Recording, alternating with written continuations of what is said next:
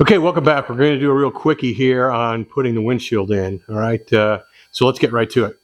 Step one, we had to open these holes up just a little bit. They were rough cut in here, so we really didn't have to measure location because I had the pre-drilled holes that I keep bragging about. But we did have to open it up, and as we test fit it, we realized we had to open each end about 1/8 of an inch further than what they had originally marked. So we did that with a Dremel, piece of cake.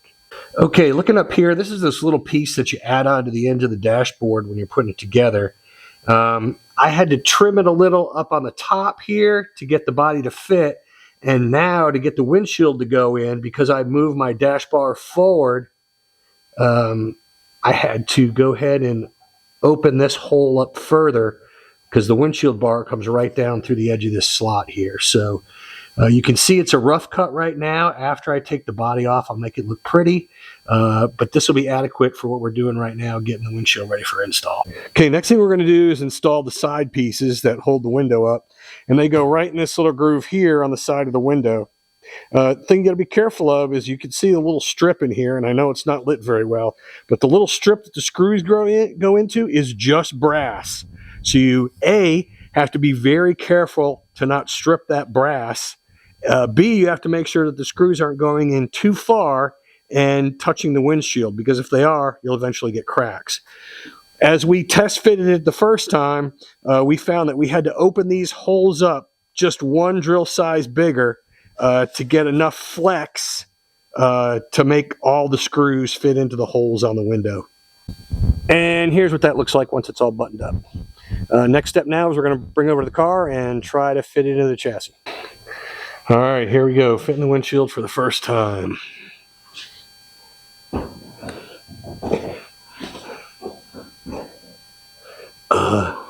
Are you in the hole? Barely, just twisted. Dude, this hole is a 1/2 inch off on this side. I mean, I could, and it's twisted. Yeah, this is twisted. This got that away. Yeah. All right, let's set this down. This is a phone call. Okay, so what we encountered is the arms that hang down are kind of twisted a little bit, right? Which really kind of concerned me. And I called Factory 5 and they said, oh, just put some tape on it and some large pliers and it bends real easy. Now, to me, that's terrifying, but we're going to go ahead and do exactly what they said. Okay, so the way we're bending these wings, these arms, you could take it off here. Might be a better choice. We just taped it so we don't damage it, and then we're just bending it here. And it flexes really easy because it's just brass. Ready?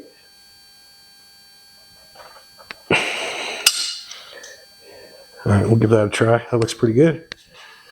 All right, so here we go. We've set the window in place, and we've marked the holes. We also found we need to cut off about a 1/2 inch here because it's rubbing on a piece of tube inside the frame.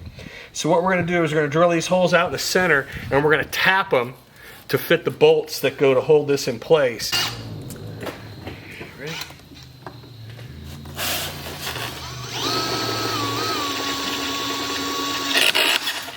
That grabbed right away.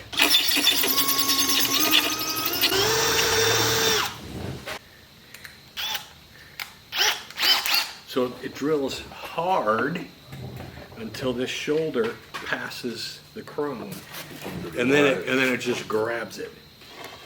Okay, lesson learned on drilling these holes. You really need to step it up slowly because once it gets through the chrome, that drill bit grabs that brass and it really gets stuck. So you got to go one size at a time, otherwise you're going to get a mess on your hand.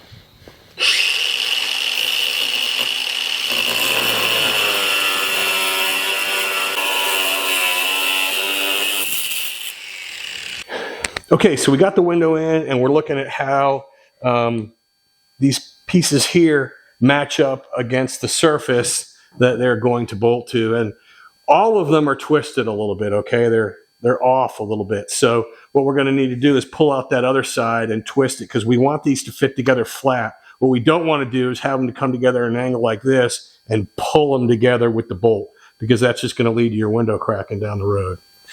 So we've got to pull this back out, twist it a little bit, and then put it back in. All right, key measurement to get your angle right. What you're looking for from the back of this door jamb to the center of this screw, 27 to 27.25 inches. So right at about 27 1/8. And on the other side, it's right at 27, so we're well within specs. Lessons learned on getting the windshield in. You can see we got it all set up in there. By the time we got all the bolts in, the holes that the bolts go through are quite large. So you've got a little bit of fudge in there once you get it, so you can get right to that 27-inch measurement that you're looking for before you tighten it up. Just remember, when you tighten it up, make sure that you put spacers between this vertical strut and the attachment point, because you don't want to draw that bar in. You just want it to be together and tighten it up. If you draw it in, you put a stress on here, and that's part of what leads to the cracked windshield. So be very careful about that. I think tapping them is a good idea, because it made it easy for us to get it in and get it kind of snug to get it set up. And then we could snug up a little more when we think we got the spacers where we want. And then we just throw the bolt on the back to lock, or the nut on the back to lock it down. So I think I'm pretty happy with that. The other thing is, we were using washers for spacers, and it is tough to get those washers in there with the limited amount of room you have. So what we're going to do when we put it on for real is we're going to use body shims. Body shims are open on one side, so you only have to have access. You can get the bolt in and then just kind of slide them in, tighten them down. It's a lot easier than trying to get three washers to stay together stuck up inside that really tight spot.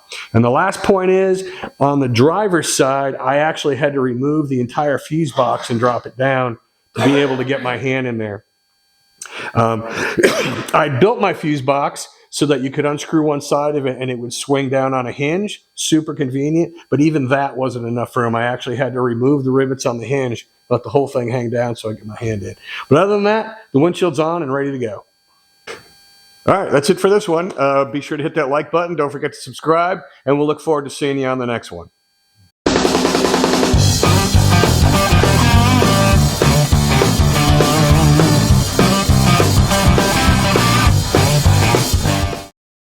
All right, that wraps this one up. When you come back next time, we're going to start working on the body, and this time I'm not kidding. We're actually going to do it. I swear.